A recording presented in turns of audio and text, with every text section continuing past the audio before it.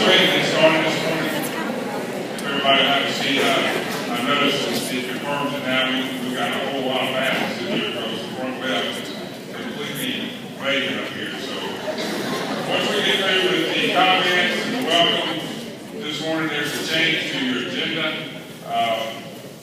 We will go through down to the recognition of the school level teachers of the year. Then we're going to take a break. And as we transition into our keynote speaker, I want to welcome you here this morning. Since last July, I haven't had the opportunity to address the entire group. I have had the opportunity to go around and speak with several focus groups, and I appreciate the feedback that you've given me. But you don't seem to be any worse aware for not having assembled as a group and listen to me pontificate, which I will not do this morning. We're going to start off as we have. This has become a tradition, and this is the one time that in the last year that I haven't had to follow Reverend Chris, but he's certainly a hard act to follow. But we're going to start off with some thoughts for the day, thoughts for the year from Reverend Chris. He's a board member of ours. Before we transition to that, I also want to recognize Mr. Henderson, Mr. Bobby Henderson. He's our board chairman. And is there any other board members that are here this morning? We want to publicly recognize them and tell, yes, Jennifer, I see Jennifer, she raised her hand. Jennifer, we want to publicly recognize them for the support and the leadership that they've given us and given me over the last year. And they do a lot of work behind the scenes, doing things for us with the board meetings and just their leadership in general. We appreciate their willingness to serve and be public servants for our school system. Reverend Chris, I'll turn it over to you.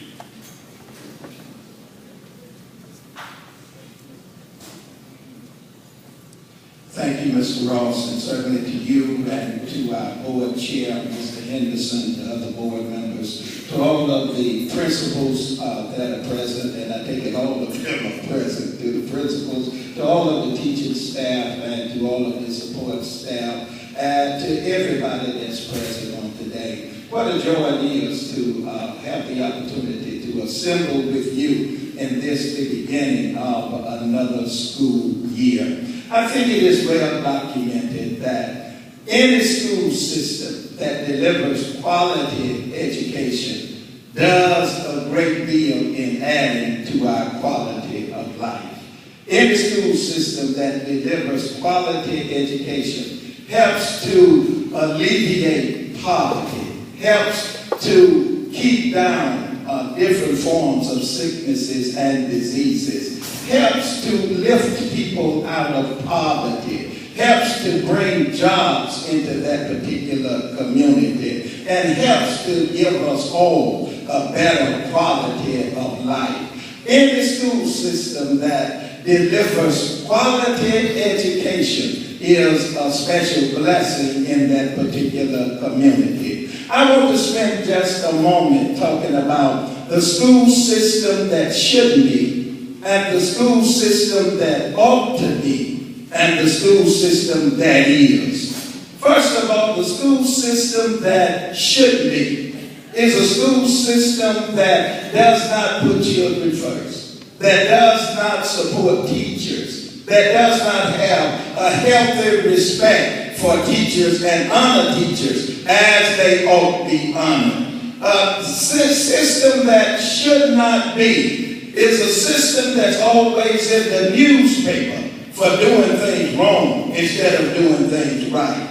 We never want to be a system that should not be. But let me transition to a system that ought to be. We want to be the system that really, when you start out teaching, you come in making $75,000 and then you build on that. We want to be a system where teachers are honored, where teachers have respect. We want to be a system where the system partners with the community and with business and industry and all stakeholders become owners of the school system. We want to be that system that's always in the news for having this innovative thinking, doing this right and doing that right. We want to be the system that other systems come to us to ask, how do y'all do that? How do did you raise those scores? How did you manage to keep children in school and your graduation rate is so high? We want to be the system that helps to develop and move the county forward. Well, now let me talk about the system that is. What you don't want to be is one thing. What we ought to be is something else. But what we are. Speaking as a member of the Board of Education, speaking as a member, as a concerned pastor of one of the area churches, speaking as a father whose children have gone through the Hardeman County school system, speaking as a granddad whose children or grandchildren are presently in the Hardeman County school system.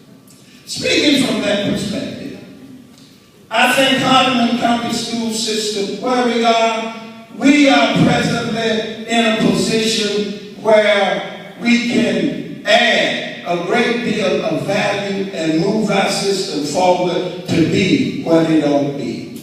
I know, teachers are not in it for pay. I know. But at the end of the day, nobody's volunteering here. I can't get an amen.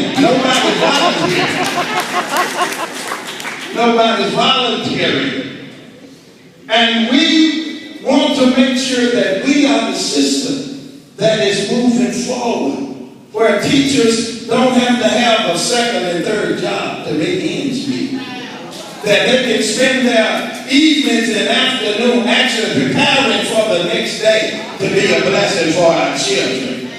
Currently, we are not there, but we're getting there. I think we have the school board in place. We have the director of school in place. We have the community that have taken hold and they have become stakeholders in this school. We'll never be the school that should be. But I can see us being the school that ought to be. But there are some challenges. We're challenged by newspapers that are not always friendly. We are challenged by legislators that would down teachers instead of put up teachers. We are challenged by the mood of the community being swayed against public education. That's our challenge, some of our challenges. But being who you are for such a time as this, you can meet every challenge that comes our way. Listen, as I go to my seat, I'm through. As I go to my seat, and Mr. Henderson told me just go for it. But as I go to my seat,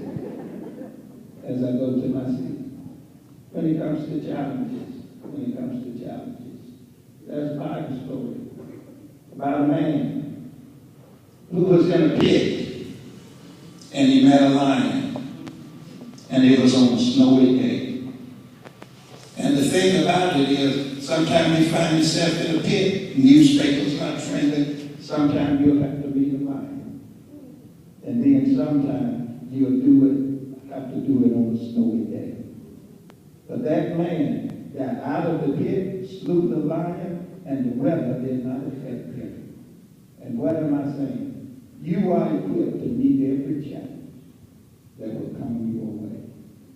And presently, the Hardeman County school system is moving forward to be the system that it ought to be. Thank you very much for listening.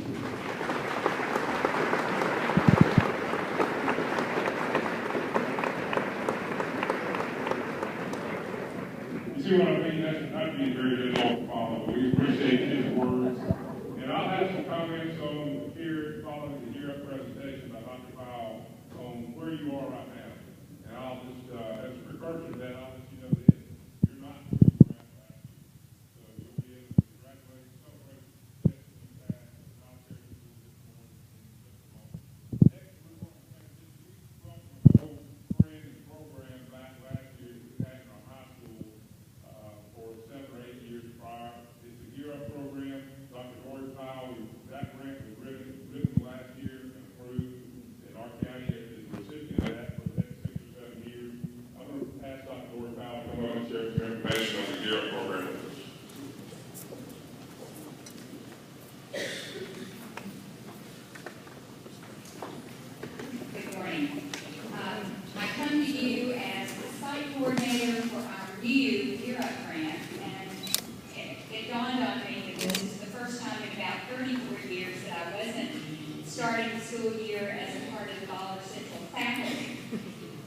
transitioned to the Gear position mid-year, and so this is our first opportunity to share with all of you a little bit about what Gear can mean to the county.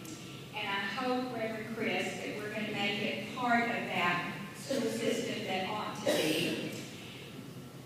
I'd like to give you just a quick update and a little background for those of you that don't know much about Gear Up. The acronym stands for Gaining Early Awareness and Readiness for Undergraduate Programs.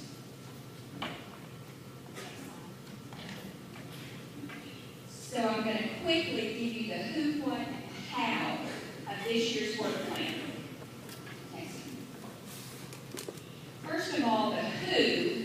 Gear Up is focusing primarily on low-income students, first and family students who don't have a context from which, a family context from which there is the expectation that they will go on to a post-secondary program of some kind. And so we're going to work with two specific groups of students.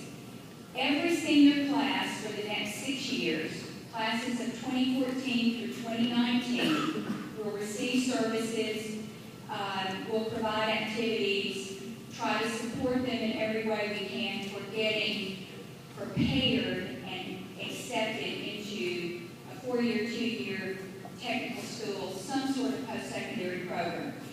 There is also a target group, a cohort of students who are going to be our current 8th graders. They will receive interventions, will do all sorts of grade appropriate activities every year as they progress from middle school, we started with them in January, all the way through high school, and 1 year beyond high school. So they will get, they'll be our guinea pigs, if you will. It's sort of a scientific model for trying interventions, figuring out what works, and then figuring out a way to sustain those programs that we find successful. The who also includes the families of those students, all of our school board, school staff, the community-based partners that we included on this particular grant were the local chapter of the NAACP and our READY organization. But we also had to have a post-secondary partner, and we started out with the University of Memphis. We are probably going to be able to add Jackson State this year. And so we have a community collaboration going that is required as part of the Gear Up structure. So for the what, there are 3 main goals for Gear Up. We're trying to increase academic performance and preparation so that they not only graduate on time, but with the GPA and the transcript that's necessary for admission to a post-secondary program. We want to be sure that our high school graduation rate goes up. That would be good for them and for the school system. And we also want to be sure that the students and their parents have all of the information and tools that they need to help them make the right post-secondary decisions about which school, which program, which major, how to pay for it, how to get into the school that they desire. So how are we going to do this? Our work plan for year 2 includes supporting existing after-school and summer programs like their tutoring and credit recovery programs. Also,